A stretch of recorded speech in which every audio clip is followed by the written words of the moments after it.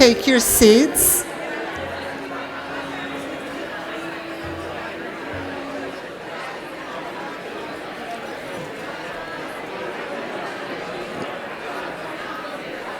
Good afternoon, everybody. We'd like to get started, so we'd appreciate it if you would take your seats.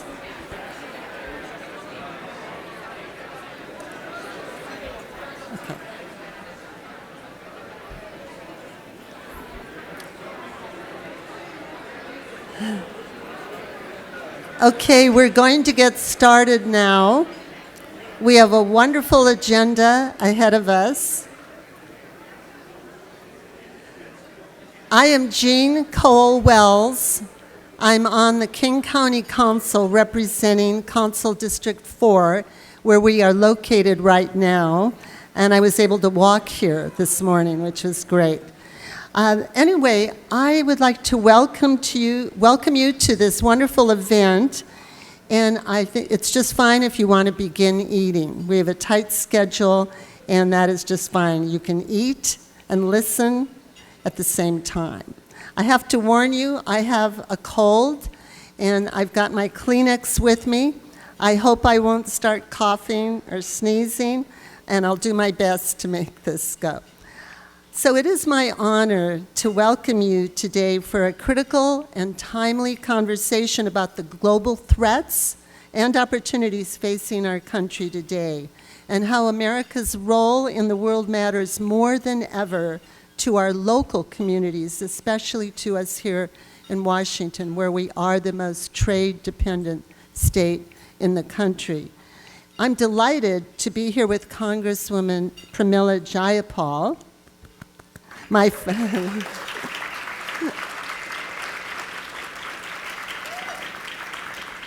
It's particularly exciting for me to see Pramila here, Congresswoman Jayapal, because I served with her in the state Senate, and I'm so proud of her and delighted to have her represent us here in the United States Congress. I'd also like to thank the U.S. Global Leadership Coalition for bringing us together this afternoon. And I have to say, when I was asked several years ago to be a member of the Advisory Council, I didn't hesitate. I love the idea that we have a powerful group of over 100 leaders from around the state to form the Washington Advisory Committee, and that we are Republicans, Democrats, and independents. Pillars of the business, humanitarian, and faith communities, elected officials, civic officials, and military veterans. And we have all arrived at the same conclusion. America must continue to be a global leader.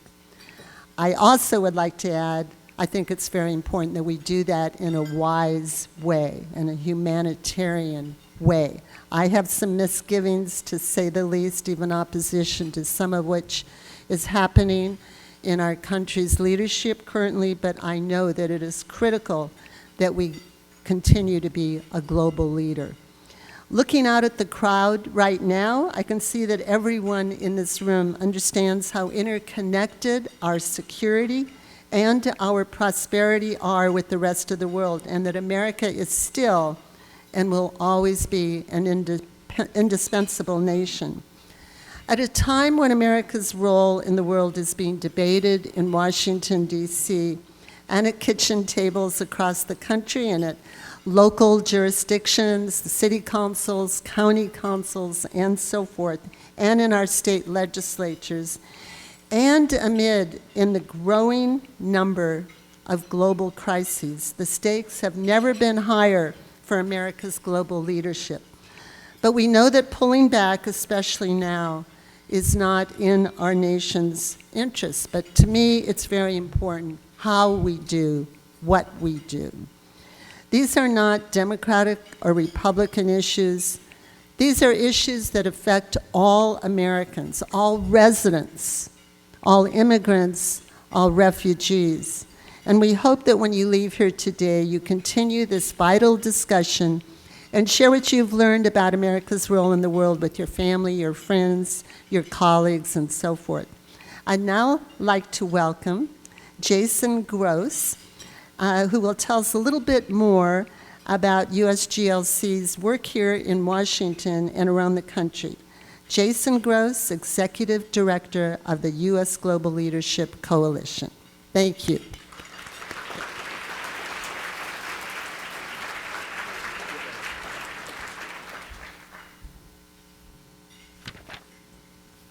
Thank you, Councilmember Cole-Wells, for kicking off our discussion today. Welcome, everyone. It's a privilege to be here in Seattle to be part of this great event today with our special guest, Congresswoman Jayapal.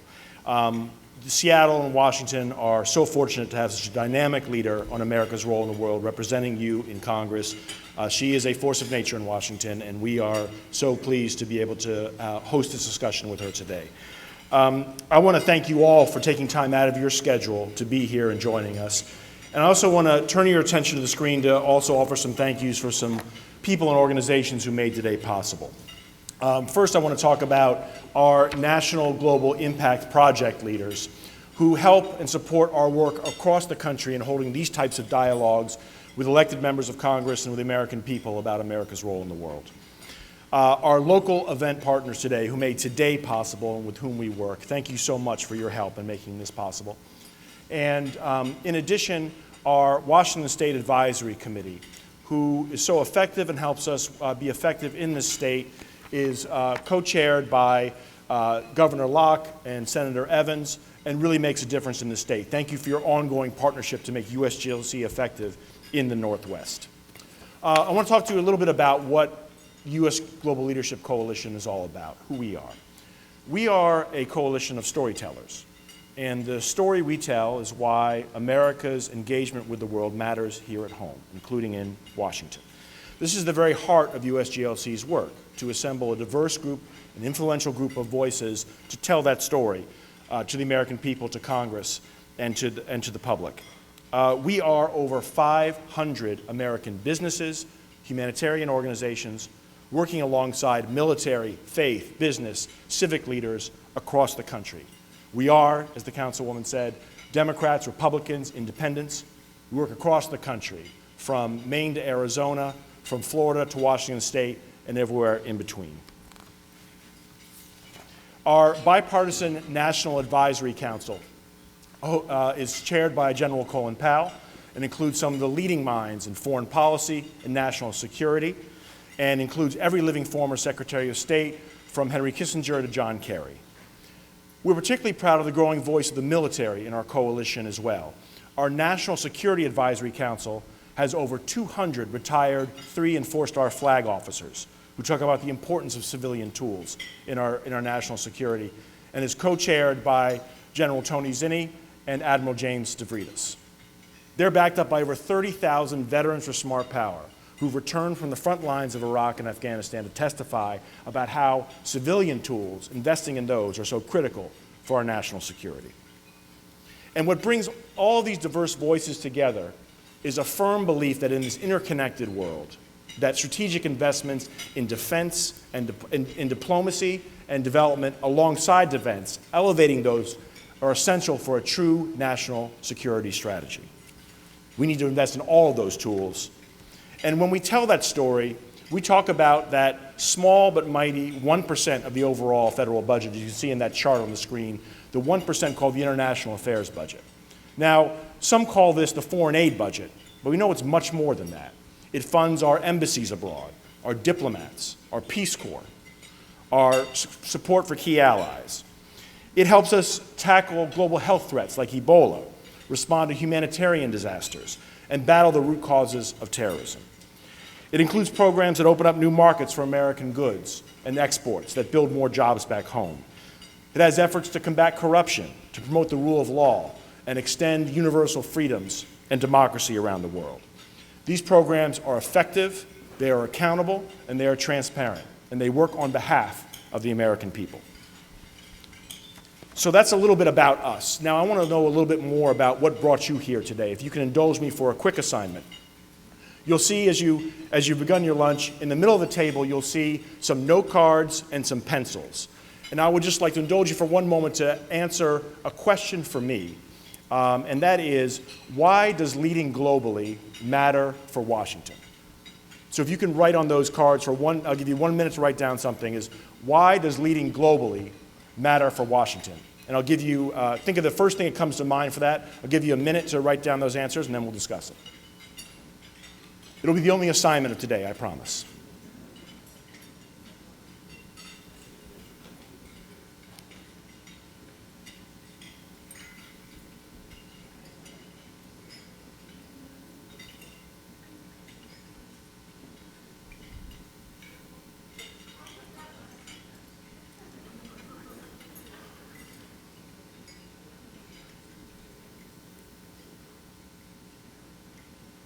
Okay, I see some pencils moving, some good discussions.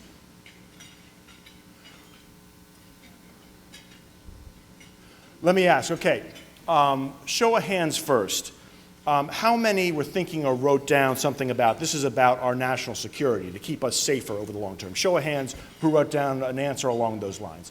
I see a few here. Well, for those of you who wrote that down in that area, you're definitely in line with those retired generals and admirals who make that case, or returned veterans, and also our current serving combatant commanders who go before Congress every year to testify that the military cannot keep our nation safe alone.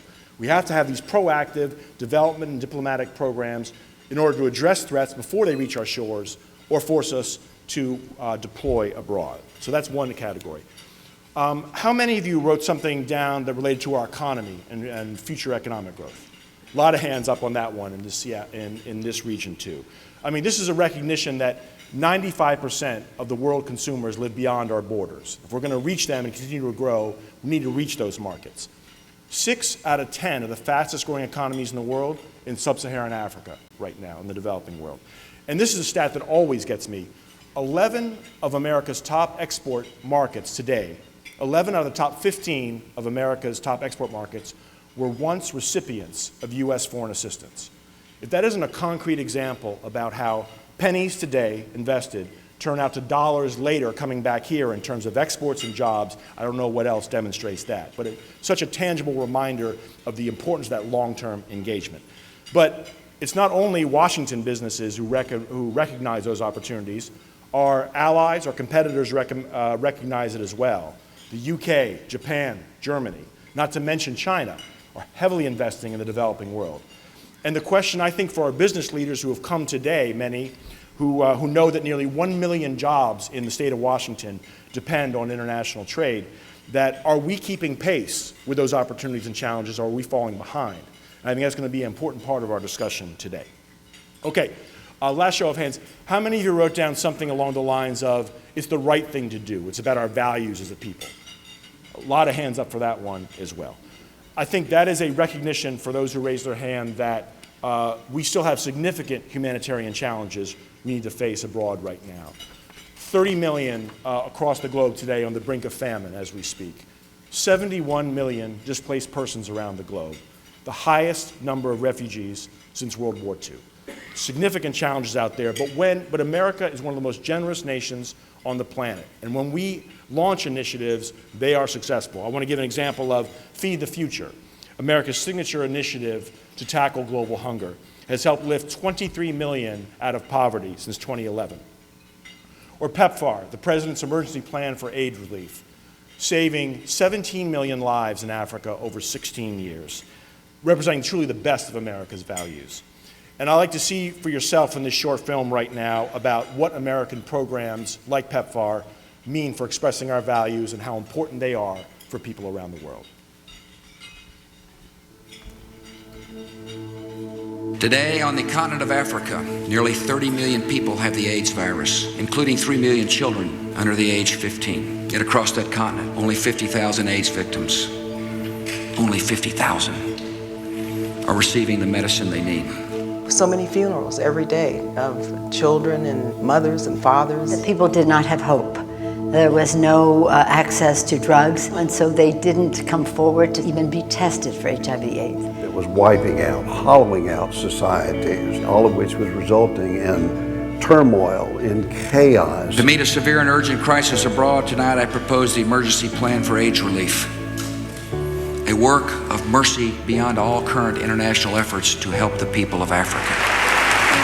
President Bush rallied the Congress and really the nation to this cause. Congress rose to the occasion. People like Henry Hyde and Tom Lantos. You had Jesse Helms partnering with liberal Democrats. It really was a great moment for the United States Congress. You know, every so often in this place, we have the opportunity to do something for humanity and serve the American people. And this is such a time.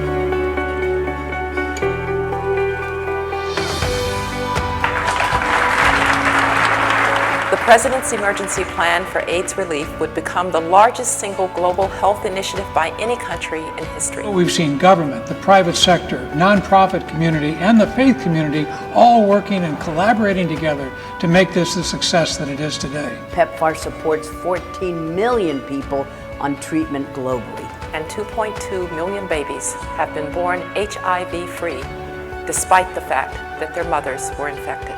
It really is extraordinary that, given the pandemic, we have gotten this under control because of PEPFAR. What makes PEPFAR so successful today is the fact that Congress continues with their staffers and their members to work with us to make us better. And each administration, from President Bush to President Obama to now President Trump, brings their unique insights. It worked because there was a commitment of resources, but also outcomes were central to the program. We were going to set up systems to deliver treatments in the most efficient way possible, and these systems have helped us with other crises like Ebola. PEPFAR works because the generosity of the American people is huge. Years later then, I went to Rwanda. People would come up to me and talk about PEPFAR. It changed their lives. It was a death sentence. And now that's not the situation. I get very happy about that now. It has given families an opportunity to live, to hope, to dream. That's what this has meant. Millions of people around the world have been given hope. So we have to sustain and build on this progress. PEPFAR is a success story, and the individual stories of people's lives and a success story of public policy making a difference. So it's a formula that really works. This is an example of American leadership at its best. Together we're saving millions of lives. All thanks. All thanks. All thanks to the American people. To the American people. All thanks to the American people.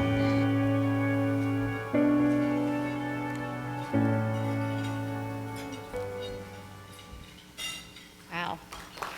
Right? That is such a great story. Thank you for sharing that with us.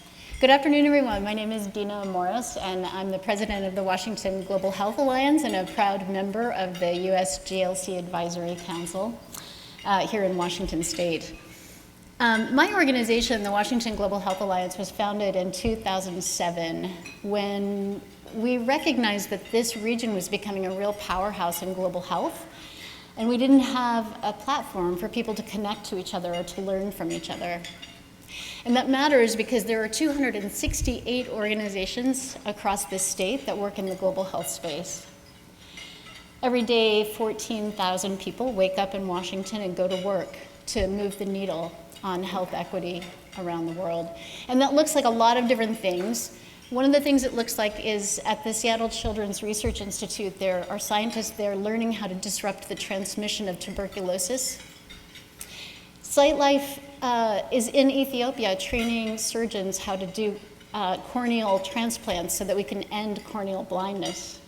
And it also looks like World Vision, which is building clean water systems at a refugee camp in Bangladesh. The Washington Global Health Community generates almost $9 billion a year in direct economic impact, and that's not why we do it. We do it because it reflects our values. It reflects our values that people matter, that resources can be shared, that all of us deserve to live with health and dignity. And those are values that are not confined to the global health community. Those are values that I think are reflected throughout the state, and they're certainly values that we share with the U.S. GLC. And I suspect that because you are here in the middle of your day, we share those values with you. So thank you for being here.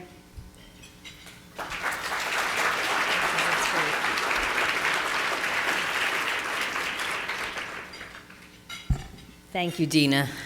I'm Louise Chernin, President and CEO of GSBA, and we are the LGBTQ Chamber of Commerce in Washington State, and my pronouns are she, her, hers. I am a proud member also of the USGLC's Washington Advisory Committee, and I have to say, looking at that video, I did long for the old days. Okay, just had to say, wasn't it wonderful to see people working together for a major problem that was devastating the globe? And we took off partisan hats and we tried to address a problem and save lives and make people's lives better. So I long for that. I guess if I'm serving on this committee and in the work I do and everyone here, we still have hope. I believe that those things indeed can still happen. Certainly with the leadership we have with Congressman Pramila Jayapal, I believe that we are a force to be reckoned with.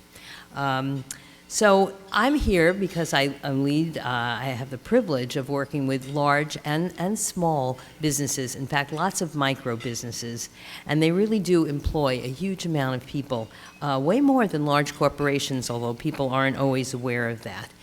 And those businesses are the economic engine, but they are at great jeopardy, as we all are right now. We are such a small world, a small globe, and yet we're talking about isolating ourselves. And when we think of our close allies that we're now questioning, and so many other comments that are being made that are kind of tearing the fabric of us apart, it is more important than ever that we step up and work together. I believe that is all that is going to actually save us. In terms of the LGBTQ community, I just want to mention our community is at great risk of murder and discrimination all around the globe. But when people are safe, when people are fed, when people feel hopeful, they also have less hate because they have less fear. And I really believe that the work that USGLC does, the work of all the global health organizations and other humanitarian aid organizations are fighting upstream right now, but they're fighting and they're not going to give up. I thought it was said before, but how so many of our past trading partners used to be recipient of our support. And now they're competitors and they're people we also do work with. So we understand that it's a global world. We're proud. We love that because the strength of who we are is the wonderful richness of our cultures and our languages and all the things that we have to offer. So in GSBA, we've been saying for 35 years, equality is good business. And I do believe we know for the world that American businesses contribute a great deal, but we will not be successful if we don't have our partners, our customers, that we can trade with and feel comfortable with. But it will do so much more than that. I mean, economic prosperity is essential, but what it will also do, which will open the doors for really working together, for friendships, for solving the difficult diseases and other threats like Zika was mentioned that we have that are way beyond what humans are doing unless we start working together. So I'm just proud to be part of this group. I thank you for taking the time today. And now I would like to welcome Elaine Gibbons, who is going to introduce today's special guest. Elaine.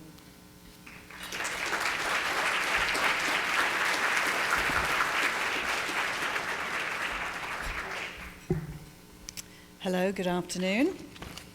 I'm Elaine Gibbons. I'm the Vice President of Global Engagement and Communications at PATH.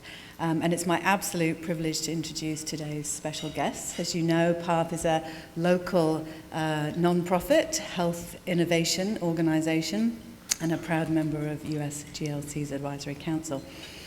This afternoon's panel will feature Lieutenant General John Castellao, who I'm very carefully not saying lieutenant, which I know would not be appropriate, who witnessed our civilian and military tools firsthand as he held operational commands and flew more than 24 aircraft during his 36-year career as a US Marine. He served with the United Nations during the siege of Sarajevo as Chief of Staff for the US Central Command during the height of the war in Iraq, and he oversaw marine aviation and the Marine Corps budget creation and execution from the Pentagon. We're honored to have him serve on USGLC's National Security Advisory Council.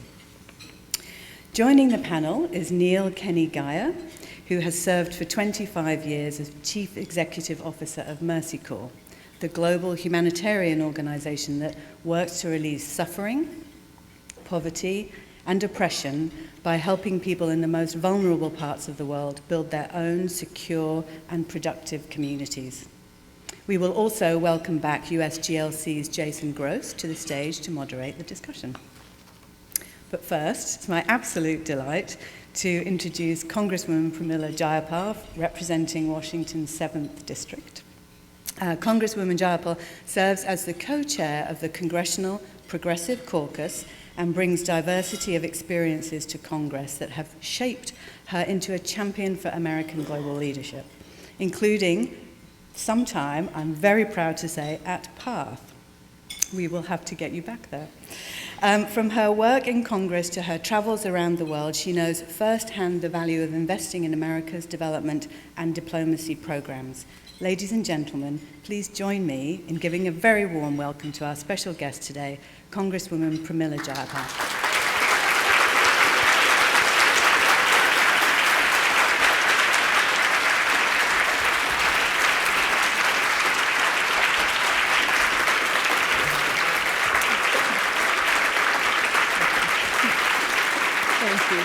Thank you so much. Thank you, please. Thank you so much. Thank you for that wonderful introduction. I say once a Pathy, always a Pathy. So to all my Path friends that are in the room, it's great to be back here today. To the U.S. Global Leadership Council, Dina and Jason, thank you so much for your leadership and for all the work you do. I had the pleasure of sitting down with Secretary Albright in Washington, D.C., and we've been talking about how to continue the very, very important work that you do. Louise Chernin, such a wonderful, wonderful leader in our community. Thank you for everything that the Chamber does. You didn't say that you're the largest chamber in the country, the largest LGBTQ chamber in the country, is that correct? North America. She doesn't want to just say country, she wants to say North America.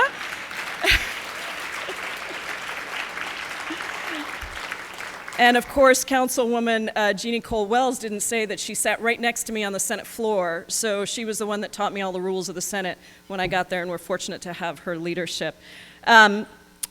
Many of you here, I think, do know my story, but I don't often get to tell it in the context of why global leadership is important to me. And I thought I would start there because my experience with this issue and the context to which I come to it comes through my experience as an immigrant to this country, as one of only 14 naturalized citizens to serve in the United States Congress, and thank you, 7th District, for electing the first South Asian American woman to the United States House of Representatives. But I grew up in India. I was born in India. I grew up in India, Indonesia, and Singapore, and I was exposed to many, many different parts of the world that have stayed with me throughout my career. I went to international schools where my friends came from across the globe, and I think for those of us that have worked and lived and traveled around the world is really a small place, not a big place. My friends were from all over, from Kenya, Mexico, Turkey, Japan, you name it. And I grew up in a house where my parents spoke multiple languages. I, of course, studied Bahasa Indonesia, which is one of the easiest languages in the world. General, I think you served in Timor. I think you know there's no verb tenses, which is really a wonderful thing when you're learning a language. And I studied French in school as well. My parents really believed that America was the place that I was going to get the best education and have the most opportunity. And so they took all the savings they had at the time, which was about $5,000, and they sent me to the United States to study by myself at the age of 16. I came here, I went to Georgetown University on a student visa. Now, you can imagine that if you have an immigrant parent, maybe some of you can imagine this even not as an immigrant parent, and you take all your savings and you send your kid across the ocean and you don't know if they're ever going to come back. There are 3 professions that are acceptable. I bet you know what they are. doctor, lawyer, business person. Those were the three things. And so you can imagine how it went over when my sophomore year of college at Georgetown, I used my one phone call home a year because we didn't have any money and there was no Skype, to call and tell my father that I was going to be an English literature major instead of an economics major, and then I had to hold the phone away from my ear as he screamed at me and said, "I didn't send you to the United States to learn how to speak English. You already know how to speak English." But I did end up trying to follow the path that he wanted me to. I went and worked on Wall Street. I got a master's in business, but none of it was feeling fulfilling to me. And so it was in 1989 that I got an internship working with the Population and Community Development Association in Thailand, one of the largest nonprofits in Thailand. Some of you know Kun Michai that are in the room, who popularized the use of condoms by standing on the street corner and blowing them up. I ate often at Cabbages and Condoms, the restaurant that PDA ran. And I got to look firsthand at how you figure out rural economies. And I also got to work in the refugee camps of Site 2 and Khao Dang on the borders of Laos and Cambodia. And so understood from a very personal perspective what was happening in those refugee camps.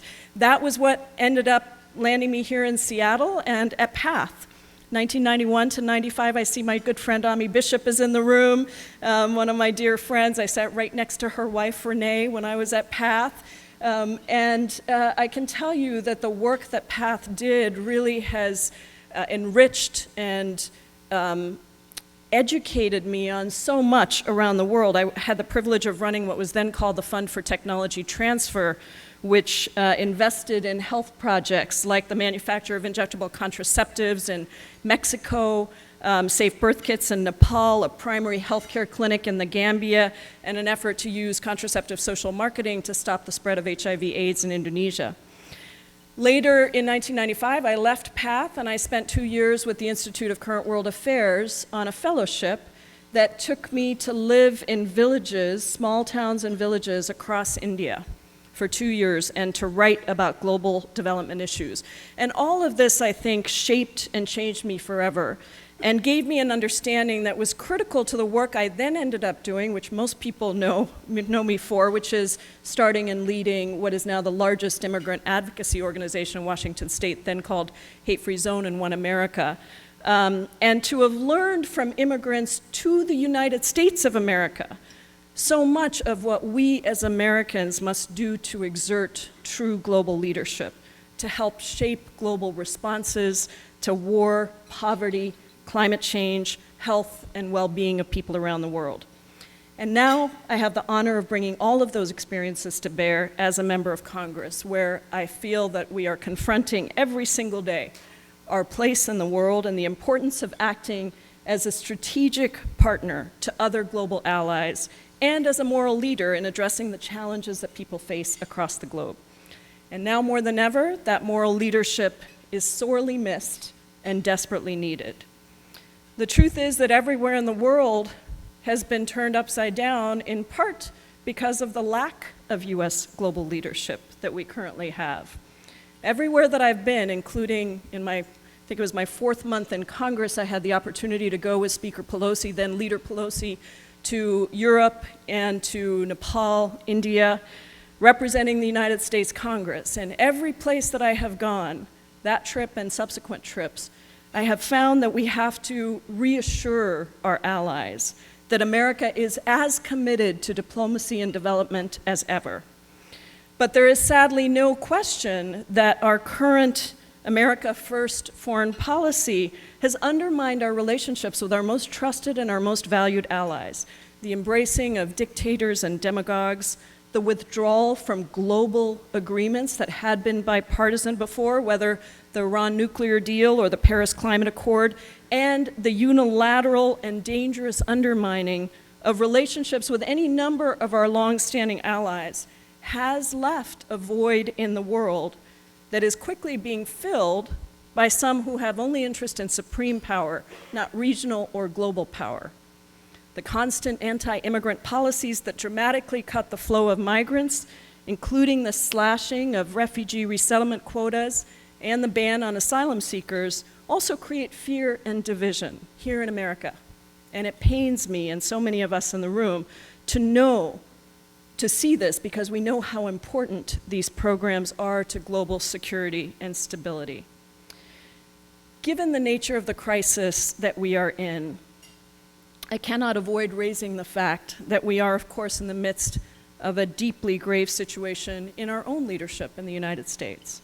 The House of Representatives, led by our Democratic Speaker, Nancy Pelosi, has announced a formal impeachment investigation into this president, our Constitution, and our national security. The president's push to have a foreign power dig up dirt on a political rival to influence 2020 elections and withhold aid that Congress had already appropriated to that foreign country has raised even more questions about the leadership on foreign policy and national security issues at this critical time. We do not know where this will lead, and I want to emphasize that. We will proceed carefully, thoughtfully, and seriously to uphold that most sacred document, the Constitution of the United States of America, that you elected me to uphold and to preserve our democracy. But let me say this, no matter what is happening, we can never forget that America has a strong legacy of support for diplomatic efforts, and there is clear reason to believe that we can and must be global leaders again. While we must always keep at the forefront our need to protect our country, to ensure sufficient military strength to do so, my belief is that the existential threats that we face in the world today, from the deteriorating health of the planet and the spread of disease, do not have military solutions alone. To truly keep Americans safe, policymakers must embrace the reality that the military alone doesn't safeguard the United States. Our responsibility is to invest in non-military tools such as diplomacy and development. And our military leaders, like our general, are some of the most important voices in making that argument to the American people. Our investments have to safeguard true human security, like halting the spread of global authoritarianism, combating climate change, reducing mass inequality, and pushing for peaceful diplomatic solutions wherever possible. And we have to address the unsustainably fast-growing military budget that has stopped us from investing in some of the other pieces of diplomacy, development, and domestic security that desperately need attention after decades of austerity spending.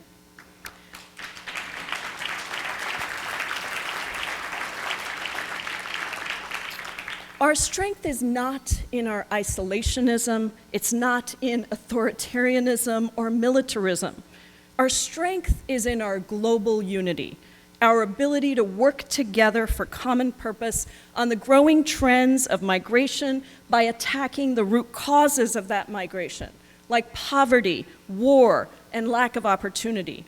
It lies in our ability to show that democracy truly does work to create more equal and just societies and is worthy of our safeguarding and preservation.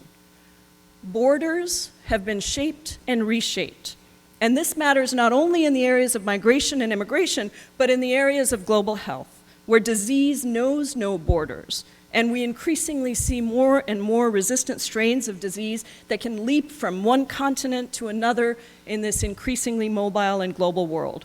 We've made enormous strides in public health, and I am so proud of the tremendous public health community that we have here in Washington State, and so proud to have been a tiny piece of that from my days at PATH. From the eradication of polio to the major drops in child mortality, down more than 50% in the last 3 decades for children under 5. Because of research and coordinated global efforts on education and prevention, we've seen the halving of maternal mortality and significant decreases in death from malaria. Science research funding has led to new therapies and global fundings that you just saw on the video of PEPFAR, which, as Jason said, has saved more than 17 million lives since its creation in 2003. So do not forget for a minute that regardless of what any single administration may do, there is still a long and strong legacy of bipartisan support in Congress for the 1% of the federal budget that we spend on development and diplomacy. Hopefully we can increase that.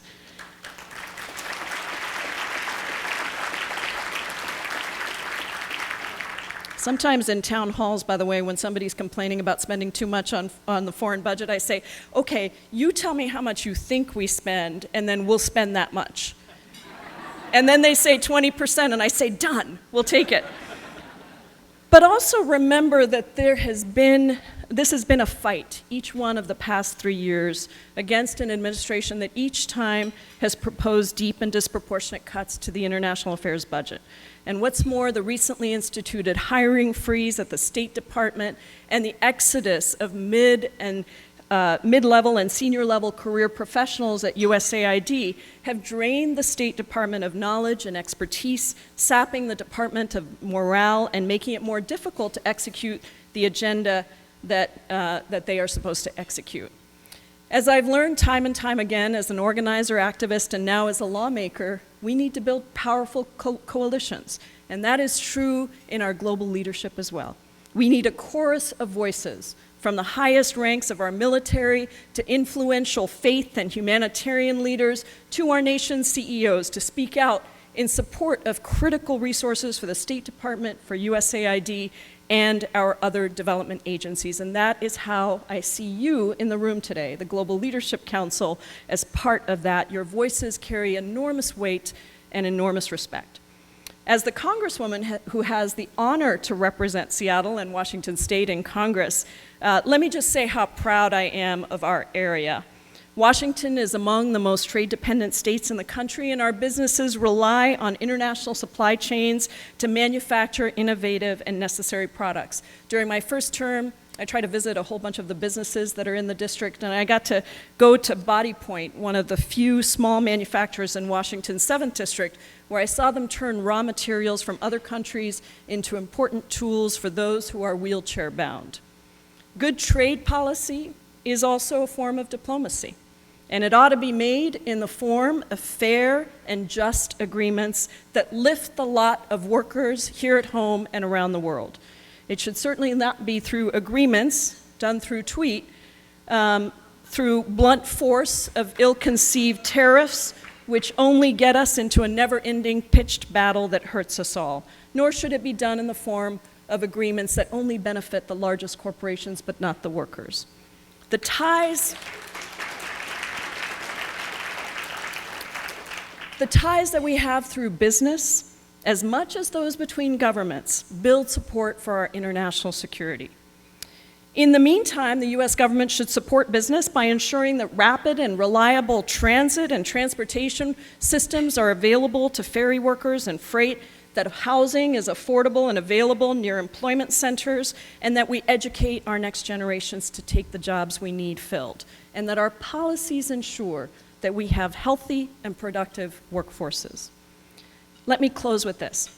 We face tremendous challenges to ensure human rights, to support fragile states, and to fight prejudice, xenophobia, and fear wherever we encounter it.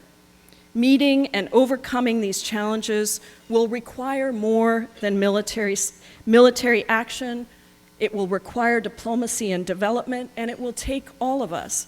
And I have the full faith and confidence of the years that I've worked on some of the most challenging issues that have faced our country and our world, that we can do this. The United States is a country that reshapes itself and remakes itself decade after decade.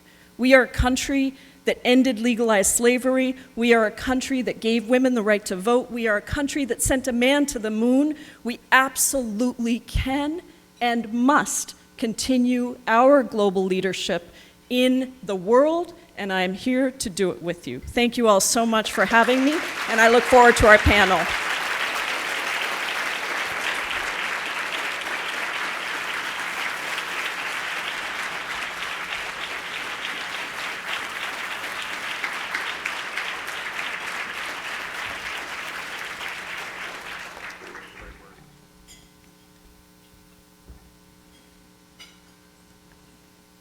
Well, I think as if you needed any reminder after that speech of what a thoughtful and influential leader you have in Washington, in Congress representing you here. What a great way to kick off our conversation.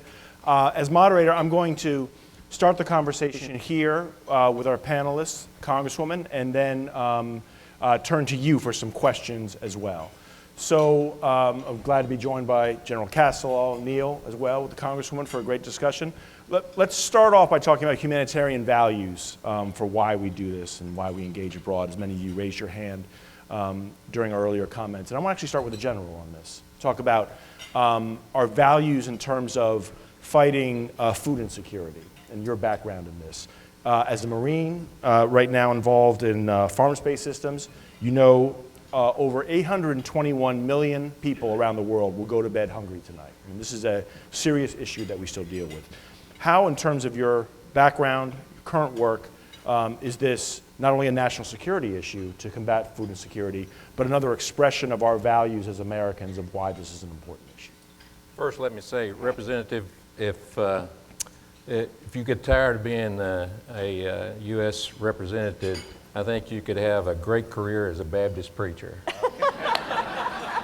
High praise.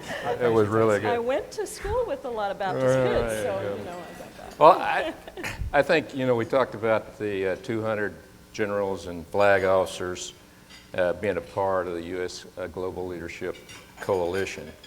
And I think we're all dedicated to a world that is secure, that is prosperous, and that is healthy. And one element of doing that, of course, is to have food security. I had the opportunity to travel fairly widely, and one of the areas that I've been to is the Lake Chad Basin in Africa. 40 million people live in that basin. And it's a variety of people and a variety of cultures and a variety of religions and a variety of professions. I think three of the major ones are fishermen on Lake Chad, herdsmen around the lake and in the area, and farmers. And as we've seen the lake decline in area, as we've seen desertification continue, what we've seen is the herdsmen have moved south into the area of the farmers, creating conflict. The fishermen are trying to figure out how to feed their family. And so what we have is an environment where organizations like Boko Haram can prosper and build. Eventually, they will pose greater threats to the countries that are in the basin, including Chad, Niger, Nigeria, and other countries. It is in our interest as a nation for that secure, healthy, and prosperous area to be developed there. And we can do that by providing the capability and the support for those people to feed themselves. I was talking to one of the agricultural folks here in Washington, great ag state. I'm a farmer from Tennessee, so I appreciate that. But one of the soybean association, National Soybean Association's projects is to help develop poultry industry in Western Africa. And doing that allows the people to have jobs, it allows the poultry industry to enrich the diet, and it also provides support for our economic security for farmers who grow those soybeans and then can export them to those areas that feed the chickens, which increase the economic vitality of that area. And that's just one example. It's all around the world where food security plays such a major role in contributing to the overall economic health and security of those nations. Thank you, General. Congressman, follow up on that to you about our values and our development programs. Something of great concern, I think, also to this audience here and to your work is the idea of, and the General actually touched on this too, of how climate is actually affecting the developing world, especially and disproportionately, and how we do that. 7 million people this year estimated to be displaced from their homes by extreme weather, including 70,000 in the Bahamas after Hurricane Dorian, just as an example. You said we have a moral obligation to take urgent action on climate crisis. Can you tell us how, especially our investments in development, diplomacy in the developing world to try and reach those most vulnerable, most affected by this climate crisis around the world? Well, thank you for the question. I think the General, addressed much of this. When you think about the conditions that climate change is creating around the world and what it does to the people who are there, it allows for example, you look at drought and devastation. It allows for poverty to amplify, and it allows then for people who are trying to utilize people for their own purposes to have a foothold into that.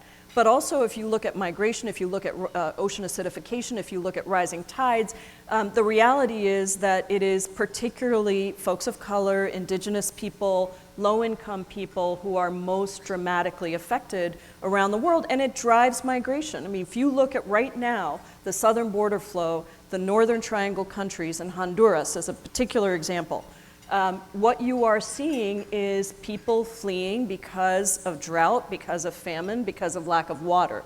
So I think that our investments have to be clearly and squarely with the consciousness that all of these things are interrelated, and that where climate didn't necessarily, it wasn't seen as a driving factor before, we had it with the drought in Europe, of course, but today it absolutely is an issue. And the Paris Accord is really about trying to get a global response to climate change. It can't be just one country at a time. Each of us has to do our part, but we have to be working together. I realized I forgot to acknowledge my former colleague who's in the audience here, Congressman Brian Baird, who represented Vancouver as well. This has been a struggle. Climate change and the responses to climate change were not always partisan as they are today in Congress. It used to be that John McCain was one of the greatest champions of taking on climate change, but unfortunately today we are still fighting in Congress about whether climate change is real, whether the science is real.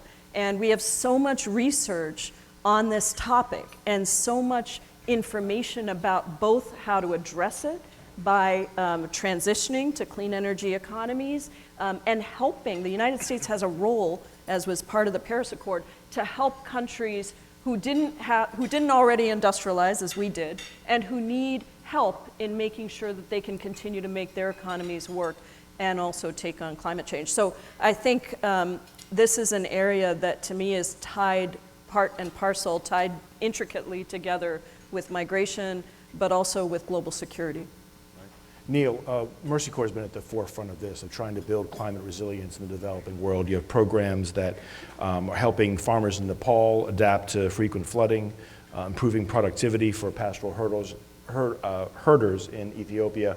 Tell us about how you've seen success stories, the impact of your work in trying to build more climate resilience in the developing world.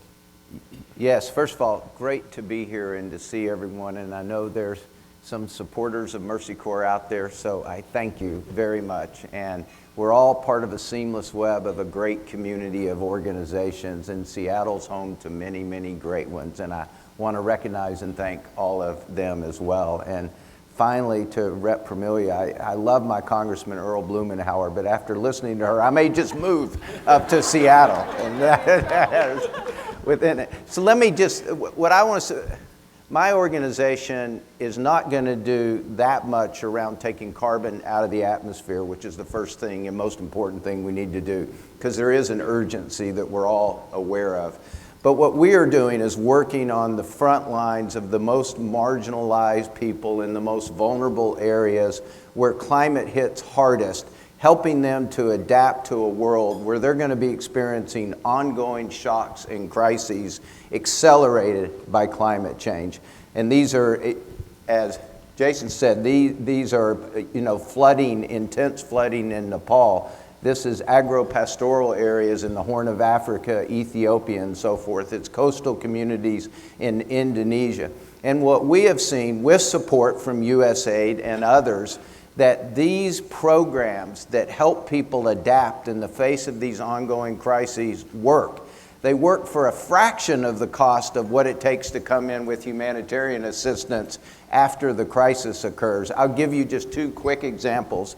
One in Nepal, and this was funded by the U.S. government. It actually was an agriculture food security program, but where we took the opportunity of working with farmers in the lowlands that are so prone to flooding and the impacts of now intense storms like they've never seen, and they've seen a lot of dramatic storms. In the communities that we have worked in, it was just last year, there was another big flood that occurred. In the communities that we worked in, the farmers there, the members of those communities were 40% less likely to suffer damages than communities that hadn't had the interventions. They lost a fraction of their assets compared to communities who hadn't had those interventions. So we know what to do. With same in agro-pastoral areas in Ethiopia. Ethiopia was facing a famine again just about a year and a half ago. And you remember about 5 years ago, there was a famine and it caused an incredible humanitarian response of billions of dollars. This time, herders were able to manage their herds because of interventions. This time, they were able to make the kind of investments early on. This time, because we had all the early warning systems in place, there was only a fraction of the humanitarian assistance, but the nature of the drought was just as severe.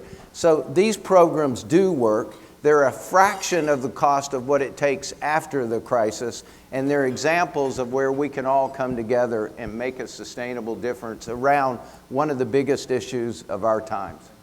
Yeah. Congressman, we turn to you. We turn to economics right now. You talked about, and everyone, the business leaders here know about this, the connection of Washington's economy to the rest of the world. This is a global state that trade is in its DNA and exports. There's an issue you've worked on in this area, both domestically and abroad, and that's women's economic empowerment as well for women and girls. 104 countries estimated have legal barriers that prevent women from fully owning property, inheritance rights, barriers to employment. You're a champion of these issues domestically, but also abroad. Tell us how that work in terms of finding more reducing the barriers for women in economics across the world are helping lift countries out of poverty more quickly, and also beneficial for us long term is looking for trading partners abroad. Well, we have a long way to go. I mean, we still have a huge gender gap, even though around the world, here in the United States and around the world, even though women are equal percentage of the workforce. But one of my favorite projects when I was at PATH was we were looking at whether you could invest in small micro businesses run by women, and what those business owners, those women, would do with the proceeds. And what we found is it was radically different what women did with money they earned and what men did with money they earned. Women spent it on education, number one. That was their number one priority at the time. Anyway, I think it's probably still true today for their kids. They spent it on health care, if not preventive care, curative care. We were trying to figure out how we move down that spectrum to preventive care, but at least they were spending it on curative care.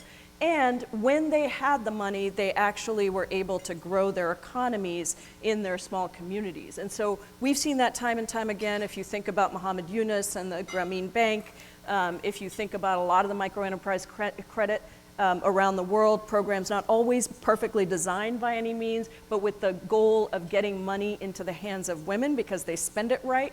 That is an incredibly important piece of how you develop entire economies. And it's important because women are not just the business leader in that situation, but they are head of household. They manage everything related to that household. So we have tried in Congress to continue to encourage that kind of spending globally, but also domestically. I mean, finally, we have seen a dramatic increase in the number of women that serve in the United States House of Representatives, but we still have a lot of work to do even in this country to make sure that we provide paid sick leave, maternal care, all of those things that allow women to be full contributors to the economy. And I think that if we were to think about women and girls particularly, think about sexual assault, think about all the challenges that women and girls face, but then invest in them so that they can take on those challenges and become the leaders that they are with the support and resources behind them, we will improve the economies of the world. There's just no question about that. And if we are to think about getting more women into elected bodies, in India, it was originally through the Panchayat Raj system, which had a quota system for women. Many countries around the world do that. But the question is, how do you do it in a legitimate way so does the woman who is actually there exercising the leadership at the elected level? That changes the policies that we have, because it isn't just that representation matters because the pictures look better when they're more diverse. I think they do. But it is also that we,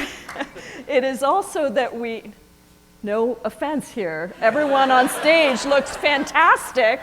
But it is also that we chair hearings differently, we put forward different policies, and we think about life differently, and therefore our solutions are different. So the more power we can give to women, the more equality and justice we will have in the world.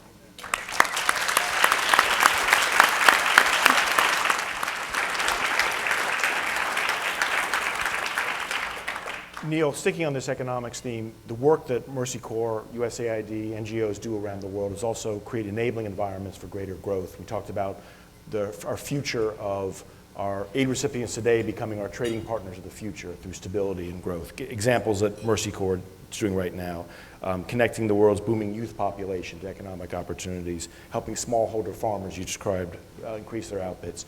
Talk about that link over the enabling environment where you're able to do so we're seeing positive economic growth in countries that become our closer partners in the future.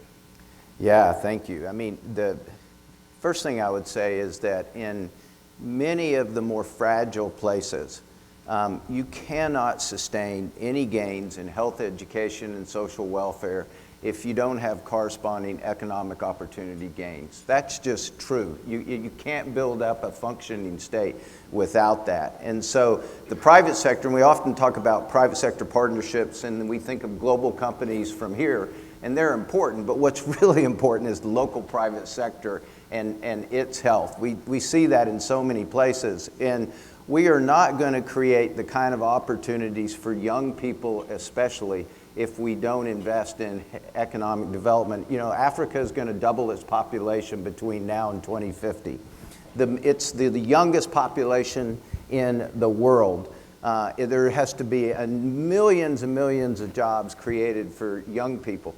That's a challenge, but it's also a great opportunity. And my own organization, again, I always hate to talk about Mercy. There are so many great organizations out there.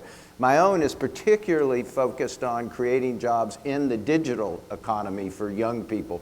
We know that's part of connecting skills with the world of entrepreneurship, with the new world of freelancing, and we know that we're going to have to be able to leverage that digital platform because it's the future for young people. Young people are excited about it. They think it's cool. You can do it with smallholder farmers. That keeps young people on the land because they want to be pretty cool with how they're farming. So we have a big program that uses mobile platforms that combines all the marketing information, weather information with financial services, loans, and so forth. And we're seeing young people return to the workforce, stay on their land, not migrate to the city, because of opportunities there. Pramilia's right. There's got to be an effort to ensure that women are critical parts of the workforce, not because it's totally the right thing to do, and it is. It's part of a just, inclusive world as we know it is. But there's tons of evidence about the economic benefits of when women are fully part of the workforce. And in many places of the world, that's not the case, and we need to work a lot harder around that. The final thing I would say in that is I think there is also increasing evidence. A lot of places where we work, there's poor governance and there's rising conflict. And we have seen that when you can engage economic development, when you can bring young people and where they feel they have hope, it does counter some of the worst negative forces that are out there. And they are there, and it's important that we do that, because I think, as one of our speakers said, when young people have that hope, when they feel that they are contributing to their own communities, then they're less likely to engage in political violence. Healthy economies are a critical part of that. A good segue to talk about national security as well. Let me turn to the general first. In your impressive resume, we heard your biography. You helped lead U.S. soldiers working alongside in the former Yugoslavia in terms of working with UN peacekeepers. The Congresswoman talked about how we are, with the national threats, international threats we face right now, they don't respect borders. Global disease, climate, instability, Yemen, Syria, Northern Triangle, all these things are, they cross borders. They don't respect national borders. And to address those, she was talking about America is stronger when we're working through our alliances, through our partners. As I said, you worked alongside UN peacekeepers. You've seen NATO up close. Tell us about how, for our national security right now, the importance of our diplomatic alliances right now to succeed in the national security space for protecting all Americans. The key to that is people. I'd like to ask the students that are in that table over there that I talked with before we started this to stand up, please.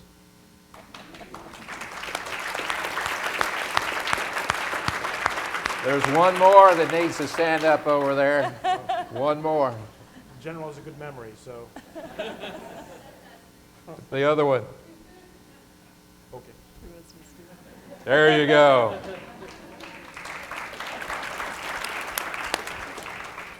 That is our future.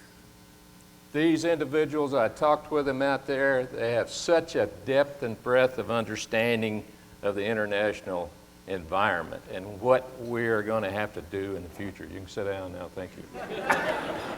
You know, being a general, I always like to be able to do that. I've had the opportunity in the former Yugoslavia, in East Timor, in Africa, to watch international teams get together in terms of UN forces.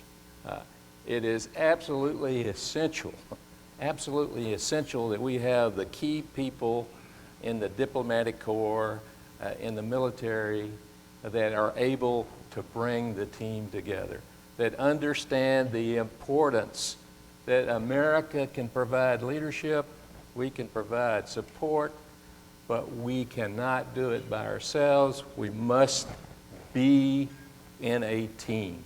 You know, when I was in East Timor, we had 26 nations, and it included every sort of country at every level. The Thais, the Australians, the Brits, French were there. It was all brought together with a common purpose. And again, I talked about security, economic prosperity, and health. Those are the kind of elements that we always address when we go into these types of operations. And because of that, and you look at the East Timor, we just celebrated 20 years. The most rewarding time in my career. I can look back and see that an island that was racked with conflict 3 years later became a nation. I was able to go there with President Clinton and watch the transition, and now to see it at this time, still young democracy, working their way through it. And the reason they were able to do that is because we went in as a nation, of teams, a team of nations, in order to do this and brought everything together. And I'll end with, I wanted to make sure that I mentioned him. Seattle has a ambassador beside Ambassador Meese called Ambassador Yamamoto. I first met him when I was in Djibouti. He was the ambassador there. And what got me when I was working with him, is we had the French and we had the others in the Horn of Africa, is how he provided the leadership of bringing all the groups together. So it's whether it's in a formal setting like Interfet was in East Timor, or whether it's in an informal setting where you bring all the diplomatic elements together, or whether it's like what happened for me when I was Chief of Staff at Central Command, where we brought the military together. It's that type of effort to put everything together to achieve success. We'll return to your questions in a moment, but one final one to the Congresswoman in this section, and that is, if we talk about threats that don't recognize borders, it's global health, pandemics, and you talked about some of the positive ways that we've made progress, and they are important, but we have a second Ebola outbreak in the DRC right now. It's killed over 2,100 now, making it the second worst outbreak of the disease ever. This is something in today's interconnected world. The fact is it could take 36 hours for this to spread. Drawing on your experience at PATH right now in Congress, tell us about how fighting pandemics, building global health infrastructure is so important part of, has to be a pillar of our ongoing national security strategy now. It absolutely does, and in Congress we've been pushing at every level, including for CDC research funding, which is absolutely critical for our universities, all the research that's being done across the country with our universities, because those resources then go immediately to support the global knowledge around these various diseases. And so I think that that's one piece of it. The other piece of it is actually funding global health directly from the foreign affairs budget. And I think that too, it used to be a very bipartisan topic, and you know, I still believe that at the core it is, but it has been a struggle to continue to make sure that we invest at the level that we need, so that as we have been successful at building up the health infrastructures of countries around the world, which I know when I was at PATH, I went to Vietnam to work with the Ministry of Health there. I know we're working with ministries around the world, but they also need resources to help bolster their efforts, and I think that has, you know, that's something that has dropped away. And so for us, we really have to think about it as essential as if a disease were to start right next door, because that is what it is. And the epidemiology is different today, the speed is different, and so we have been trying to make the case, partly through fear, that if we don't address these things, it will have a dramatic effect on the United States. So forget about whether or not you support global health. If you care about your own health, if you care about kids in your community or your kids, then we need to support all of the work that goes on to build our global health infrastructure. And again, you know, just to say that I don't think there's another state in the country that has the kind of global health expertise that we have here in Washington State. I do think about PATH as pre-Gates Foundation and post-Gates Foundation. I was in the pre-Gates Foundation world where I think we had, 125 employees at PATH at the time.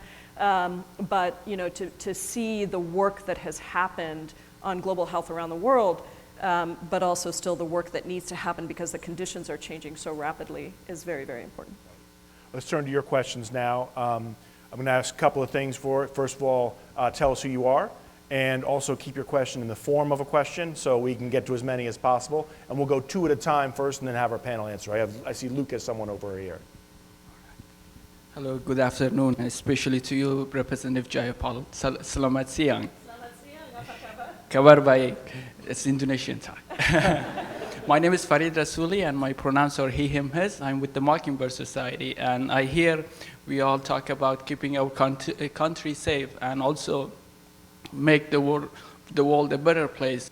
To me, that comes as a huge part of that is ensuring that young people who we say that can be leaders of future, we let them to be the leaders of today as well, I think. And my question is that what is your all these thoughts on youth development, youth empowerment, and involving them in the process to implement that? Thank you. Thank you. We'll take one more over here, and then we'll have answer them together. We have someone here for Carrie, maybe to ask a question. Yep, go ahead. Okay, we have one question. Okay. Youth development, engaging the youth in the future. Yeah, terima kasih banyak. It's so great to practice my bahasa. But I will just say that if you look just right here in the United States and you look at climate change, who is leading the movement for climate change? It is our young people. You look at gun reform, who is leading the movement for sensible gun reform? It is our young people. You look at just about any issue, you look at DREAM Act and immigration, who led that? Young people. And so I really feel like we shouldn't talk about young people as leaders of tomorrow. As you said, they are our leaders today. And the more we can make sure that we support that vision, but also not put it on them. It isn't up to we can't afford to wait for young people to just take leadership and solve everything. We actually have to support that leadership by advocating our activism and our support and resources. So it's been wonderful to see all of that leadership come forward, and I think it's frankly put a lot of people in shame for not doing what we should have been doing, and of course to elect the youngest member of Congress ever with Alexandria Ocasio-Cortez this last year at 28 years old, serving in the United States Congress. And for the youth who aren't ready, General Caswell is going to draft you into the movement, so you be ready. My colleague Carrie has a question over here. Hi, I'm Kristen Daly from Global Washington. I want to thank you all for being here for this important conversation. This question's for Neil.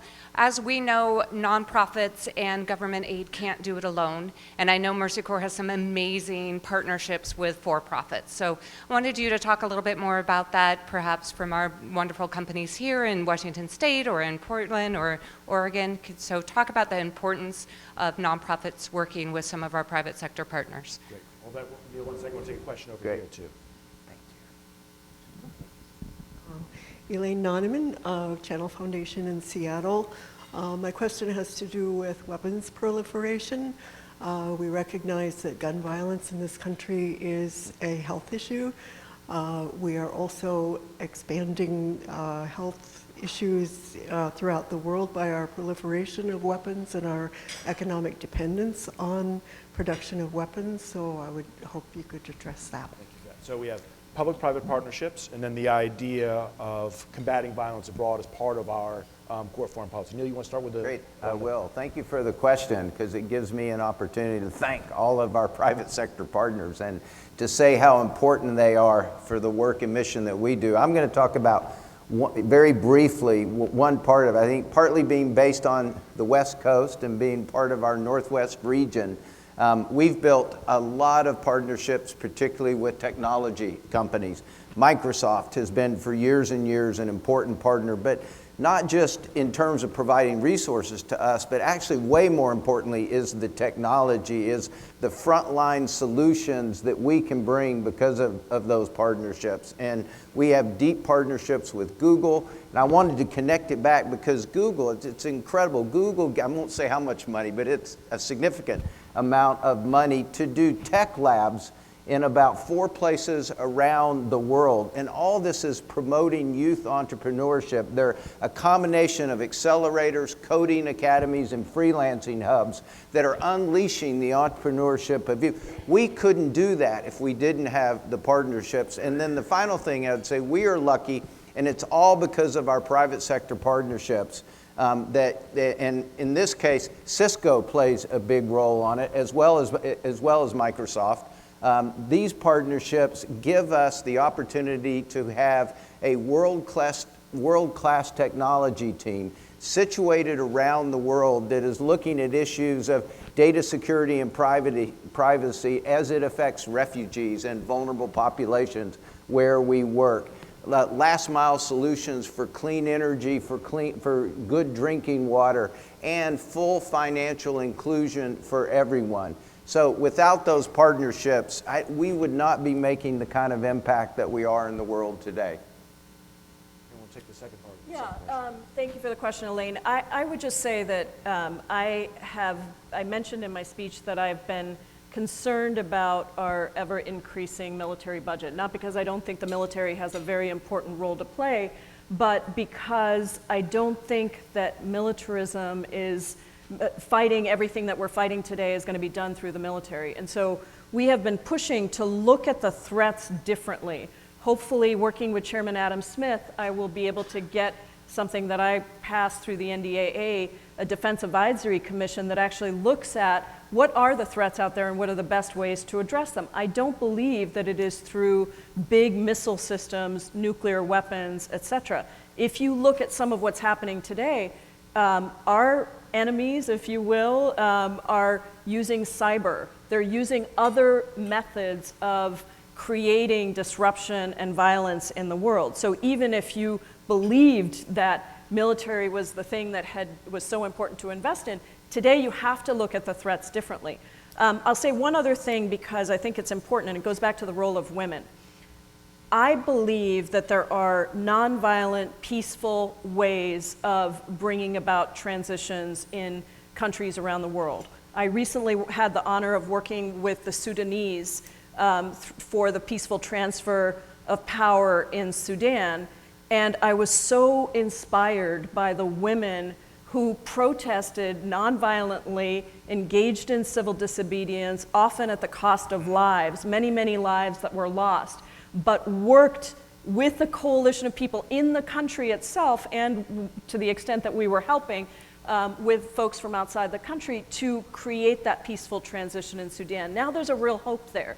And if you look at some of what really spurred that movement, it was nonviolent protest from women in Sudan. So I think we have a lot to learn on ways that we can address peaceful transition at the grassroots level through nonviolent action, as well as we think about all of the challenges that we face.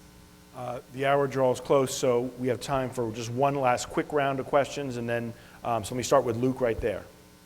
Thank you. My name's Larry Brown. I'm president of the Washington State Labor Council, and my question has to do with what seems like the diminished role of the importance of democracy in our framing of the global situation. I don't think that we've ever seen democracy under attack since World War II the way it is now. Could you speak to that? And I just would observe that I've not seen the case where democracy thrives without a free trade union movement and vice versa. Thank you. Question is Moxie. Over to Carrie on this side. Hi, my name is Ann Nowakowski. I'm with Sage BioNetworks, and my question relates to technology. I think that in Washington State and Seattle in particular, we have a strong global health and we have a strong tech sector. But what we've seen in articles that the New York Times has written about recently, like surveillance humanitarianism, and also collection of DNA from migrants at the border, I think there's a real risk. So while there's a boon in technology, I'd like to be able to hear from all of you, how do we protect individual rights around privacy in this new technological age? Great. And I think you have one more, Carrie, over there. Our last one. Thank you. Thank you, Pramila. My name is Abdurrahman Hashi. I'm Somali American, as well as I'm representing Somali Health Board today. What's U.S. foreign policy towards Somalia? There is democracy, but it's still a long way to go. And I really admire the MERS job because I'm Human Services Division. I do employment and training, and I really admire your job in Horn Africa, Ethiopia, and Somalia, and beyond. Thank you very much. Let me ask you, Congressman, why don't you go last so you can close for this. So let me throw open the questions to other panelists first. We have one on the role of democracy right now in terms of our foreign policy as an imperative. This idea of the intersection right now of technology and health, good in some ways, but how do we make sure we manage it properly? And a specific question on Somalia and our future there. So who wants to go first? And we'll again have the Congresswoman close. Again, on technology, my family were horse and mule traders before the horsepower age. And believe me, there was a lot of burble when we transitioned away from horses. I think that each one of the eras that we go through, we have challenges in terms of individual rights as well as the society's rights. Now, one of the ways that we deal with that, I think, is with the participation of the individual citizen, making his desires and wishes known. And it also is implemented by a functional government. So when we deal with our own government, with democracy, the saying is we usually get what we deserve. So what we need to do is ensure that we're engaged at every level so that we have the ability at the low level as well as the national level to deal with these issues. I'll take a shot at any of those. Yeah, I'll take a quick shot at both of those. Just in, I mean, that's such an important question over data privacy and technology and the downside. I would refer you to a new book written by the president of Microsoft, where I think he, as a leader in the private sector, wrestles with some of those issues. I hope we will get to a period, and I'm glad to see us talking about it, where maybe we won't be able to completely protect all of our data, but we at least ought to be properly rewarded for the benefit it gives to companies and what they can do to make money with that, and that might go a long way to helping to reduce inequality in this country. On the democracy side, my own personal experience is democracy got a bit of a bad rap a number of years ago, as I think our own country was engaged in an effort to impose it in places, and perhaps too quickly, not with enough local ownership, and in accordance with our own standards, not respecting local traditions and cultures. And we're seeing the blowback of that right now. And so for me, I would prefer, at least in the fragile places where I work, restoring legitimate governance and rooting out corruption would go way further than focusing on elections and improving people's lives and building a foundation then for which, elections can happen. But we also live in a multi-conceptual world where I think we have to respect that there are many people around the world who don't have the radical individual notion that comes out of the West when we look at the relationship of the individual in society. And so I agree, I think it's important. I wish our country would be much more back onto some themes around freedom, standing up for human rights, being much more bold around some of the dictators of the world. Because again, the absence of that voice is unleashing the repression, the closing down of civil society all over the world. There is a connection when the U.S. doesn't stand up, when the U.S. doesn't apply pressure, even with our own imperfections, right? When we have to acknowledge that gives license to many places for those countries to shut down all the organizations that are promoting human rights, the organizations that are pushing for political openness, or who are standing for the most marginalized people. And that's where I think we need to see more effort and much greater leadership.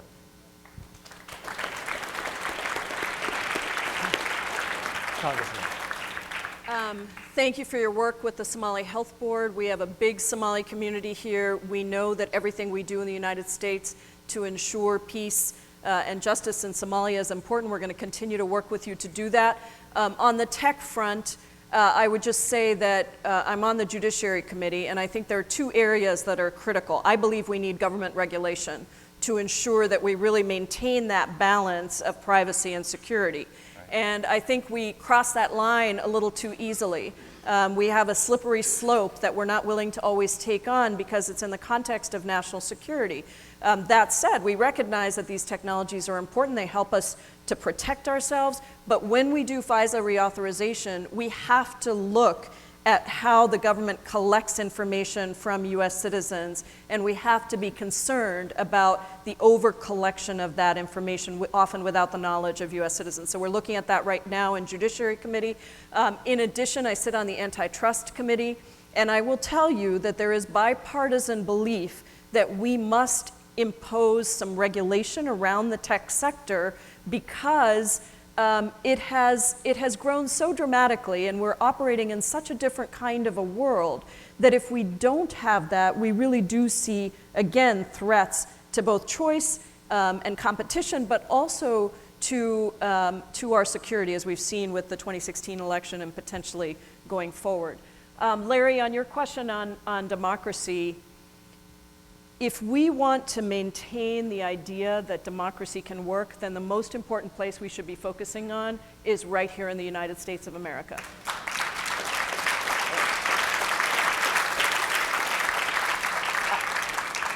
This is an experiment. We are trying to build a more perfect union, and we have done a pretty incredible job on so many levels.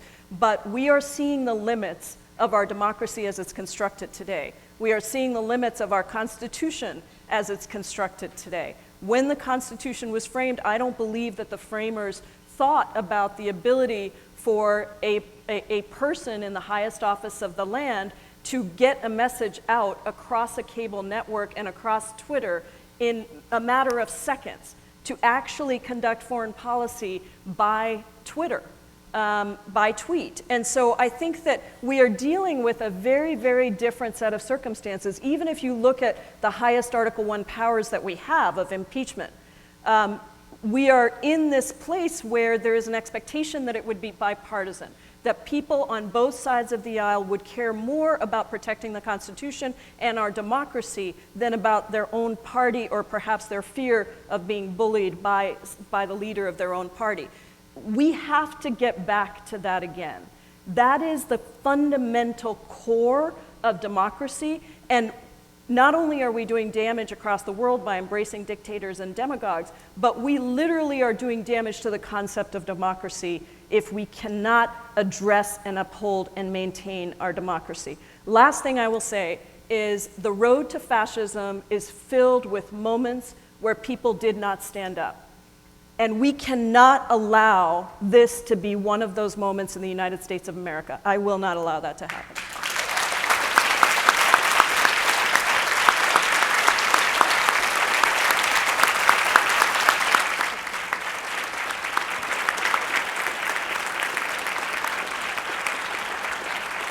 Well, there it is.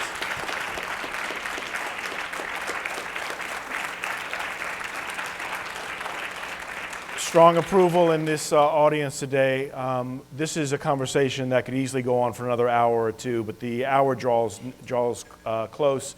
I'm going to turn it over to close the program, my colleague Luke Wenz, but first, please join me again in thanking for such a thought-provoking conversation through our great guests, Congresswoman Jayapal, Neil, General Castle. Thank you so much for a great conversation today. And now, Luke.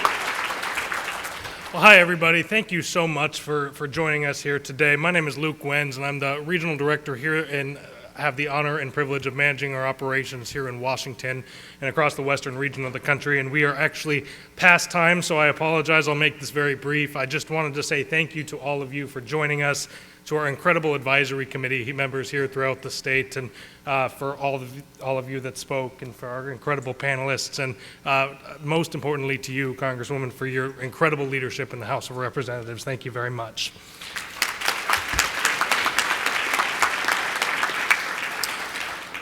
So when the Congresswoman or any other member of the Washington delegation shows support of America's development and diplomacy programs, there's a couple things you can do. First, you can reach out to her office and say thank you. I promise you she does not hear that enough. You can reach out and just talk about it to your family, to your friends, to your newspaper, to your local radio station, etc. And on that note, I would recommend everybody here will receive an email from me over the next couple of days, and I would ask that you opt in to receive some occasional updates from USGLC. We'll keep you updated as to what's happening on Capitol Hill and around the world. And on top of that, USGLC hosts our annual State Leaders Summit on the 15th and 16th of June every year. We would invite all of you to join. It's a great opportunity to have a couple of days of exciting speakers and networking opportunities. We hope to see you all there. Please talk to me or any of my colleagues, and would love to get you more information. And I'll just leave you with this. The work that is happening right here in this room and around the country is what makes America so great, and it's why America continues to remain the greatest force of good in the world. So thank you all very, very much. I hope you have a great rest of your afternoon. Goodbye.